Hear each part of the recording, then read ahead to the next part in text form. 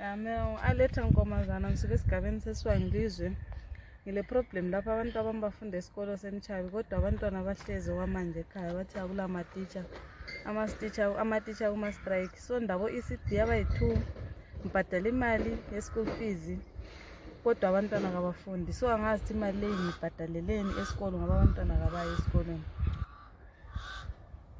Besizama ngathi ukuncediswa ngabantwana laba esikolweni ngoba kubuhlungu abantwana ngathi sisilabo grade 7 abakhalela ukuthi ngabe bathola something esikolo kodwa bathola ukuthi ngenxa yesizathu sama-teacher.